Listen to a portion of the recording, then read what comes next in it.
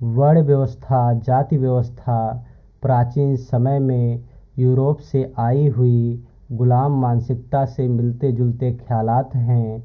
हमें इन दूषित ख्यालातों, दूषित मानसिकताओं को पीछे छोड़कर आगे बढ़ना होगा।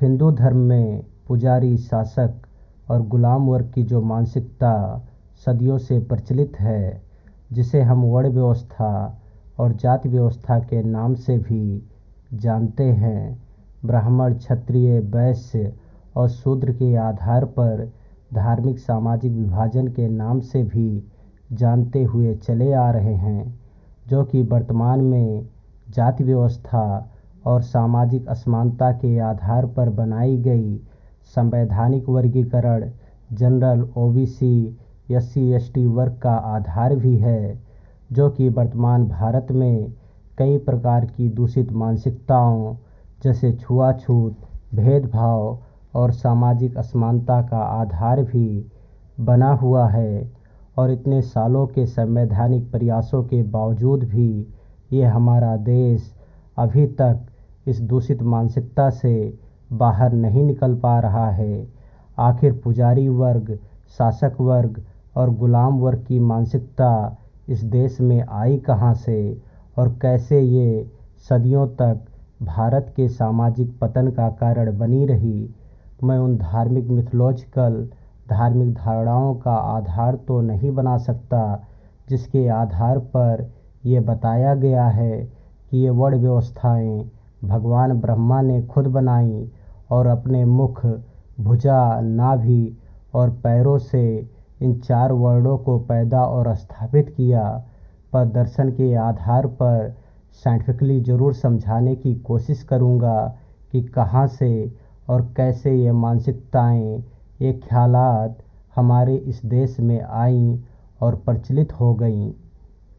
पुजारी, शासक और गुलाम वर्ग की मानसिकता को समझने के लिए हमें लगभग 5000 वर्ष पीछे से इसकी शुरुआत करनी पड़ेगी। 5000 वर्ष पहले इसलिए क्योंकि उस समय तक यूरोप के भूमध्य सागर और कैस्पियन सागर के मध्य यूक्रेन भूभाग के आसपास एक सभ्यता हुआ करती थी, जिसे वर्तमान में इंडो यूरोपियन सिविलाइजेशन के नाम से भी जाना जाता है। इस सभ्यता का नाम इंडो यूरोपियन सिविलाइजेशन इसलिए भी पड़ा क्योंकि ये सभ्यता यूरोप से निकलकर एशिया के भूभागों जैसे पर्शिया, ईरान, इराक, अफ़गानिस्तान और मध्य एशिया को कवर करते हुए भारत तक पहुंची और भारत में जिसे आर्यन आगमन के नाम से जाना जाता रहा है। हम सभी को मालूम होना चाहिए कि जब कोई सभ्यता धरती के एक भूभाग से निकलकर दूसरे भूभाग तक पहुंचती है तो उस सभ्यता के साथ ही उस सभ्यता के ख्यालात, वहाँ के फ़लसफ़े, वहाँ के दर्शन, वहाँ का कल्चर, वहाँ की भाषाएं भी उस भूभाग से निकलकर दूसरे भूभाग तक पहुँच जाती हैं। भारत में आर्यन आगमन के साथ ही इंडो यूरोपियन सिविलाइजेशन की भाषाएं, उनके ख्यालात, उनके कल्चर, उनके फ़लसफ़े भी भारत में पहुंच गए। भारत में 5000 वर्ष से प्रचलन में आई वैदिक धारणाएं और उनसे जुड़े ख्यालात उसी का परिणाम हैं। इस बात का साइंटिफिक वेरिफिकेशन वर्तमान समय में भी किया जा सकता है।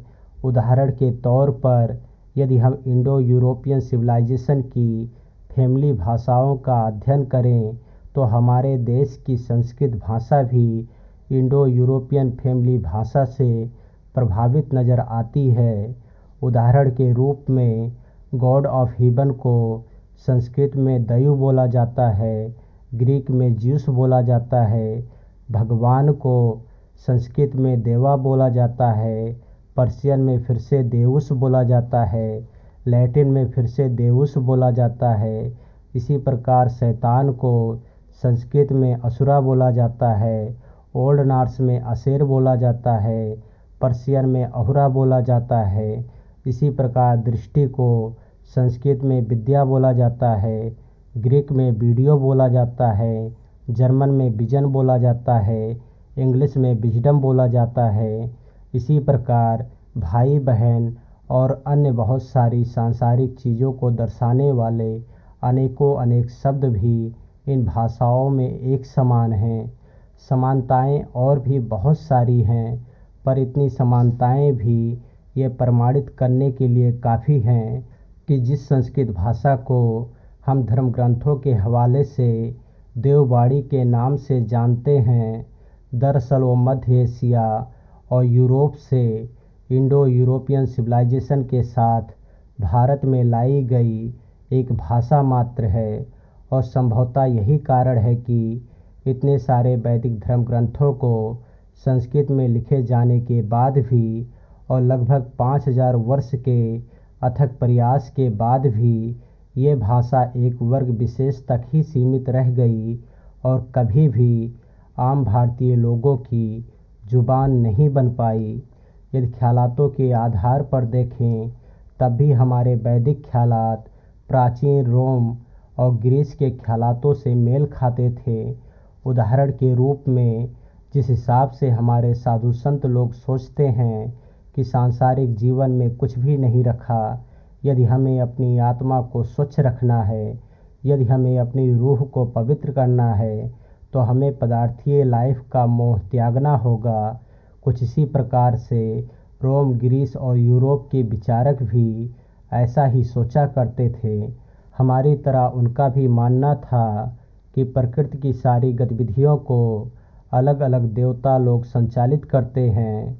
उदाहरण के रूप में गॉड ऑफ स्काई, आसमानी देवता, जिसे हम हिंदू धर्म में दौ प्रजापति के नाम से जानते हैं, उन्हें रोम और ग्रीस में ज्यूस के नाम से जाना जाता था।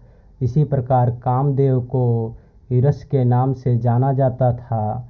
सरस्वती को अपोलो, धरती माँ को पैन, अग्नि देवता को हेफेस्टियस, सूर्य देवता को हेलस, यमराज को थैंथोस नाम से जाना जाता था।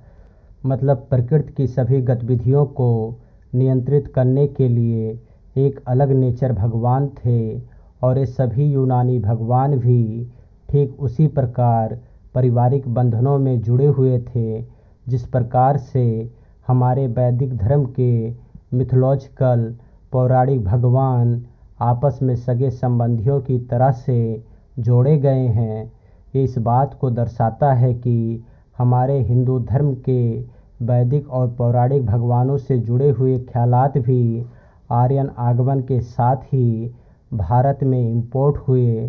यदि ख्यालातों की बात करें तो प्राकृतिक और पर्सनल भगवान के ख्यालात ही इंडो यूरोपियन सभ्यता से भारत में नहीं आए, बल्कि उनके साथ ही उनकी सामाजिक व्यवस्थाएं, उनसे जुड़ी हुई दूषित मानसिकताएं भी भारत में आ गईं। यदि ध्यान से देखें तो पुजारी वर्ग, शासक वर्ग और गुलाम वर्ग की मानसिकता भी भारत की नहीं है। इस मानसिकता की जड़ भी प्राचीन यूरोप से जुड़ी हुई है, क्योंकि यदि हम महान दार्शनिक अरस्तु के पहले के यूरोपीय सभ्यता का अध्ययन करें तो ये बात साफ हो जाती है कि यूरोप में भी भारत की तरह ही पुजारी वर्ग, शासक वर्ग और गुलाम वर्ग की मानसिकता प्रचलित थी। उदाहरण के रूप में यदि हम सिकंदर महान के समय के सामाजिक परिवेश को भी उदाहरण के रूप में लेकर देखें तो उस समय के सामाजिक परिवेश को देखकर इस बात को आसानी से समझा जा सकता है कि सिकंदर के समय तक यूरोप की सभ्यता में ये प्रचलित था कि एक वर्ग शासक का होगा, एथेंस का होगा, दूसरा वर्ग जो उसे सलाह मशविरा देने वाला होगा वो वर्ग पुजारियों का होगा। हालांकि यूरोप में पुजारी वर्ग को प्रेस्टेशियस और ओरकल के नाम से जाना जाता था और तीसरा वो वर्ग था जो कि गुलाम वर्ग था। गुलाम वर्ग भी दो प्रकार के थे। एक वो थे जो कि युद्ध में बंदी बनाए जाते थे और दूसरे वो थे जिनकी सामाजिक स्थिति सही नहीं थी, जो कि खेती किसानी और मेहनत मजदूरी करते थे। हालांकि इसी समय कुछ महान दार्शनिक जैसे सुकरात, अरस्तु और प्लेटो के दर्शनों और जीसस के विचारों के प्रभाव में उनकी ये सामाजिक दूषित मानसिकताएं टूटने भी लगी थी।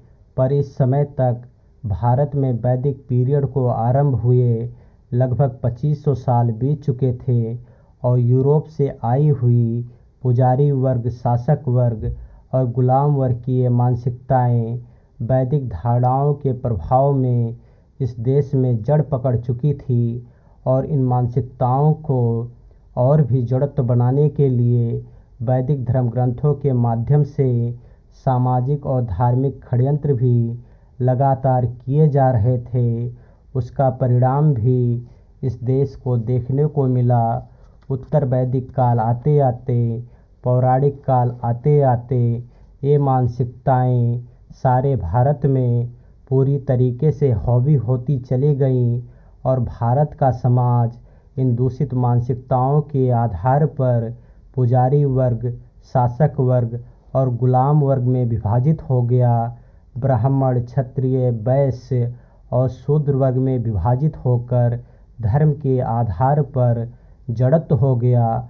और यही कारण है कि मौर्यकालीन वर्ग के अंत के बाद निचले वर्गों से यहाँ तक कि कोई भी महिला भी इस देश का शासक नहीं बन सकी। वर्ण व्यवस्था, जाति व्यवस्था प्राचीन समय में यूरोप से आई हुई गुलाम मानसिकता से मिलते जुलते ख्यालात हैं। हमें इन दूषित ख्यालातों को, दूषित मानसिकताओं को पीछे छोड़कर आगे बढ़ना होगा।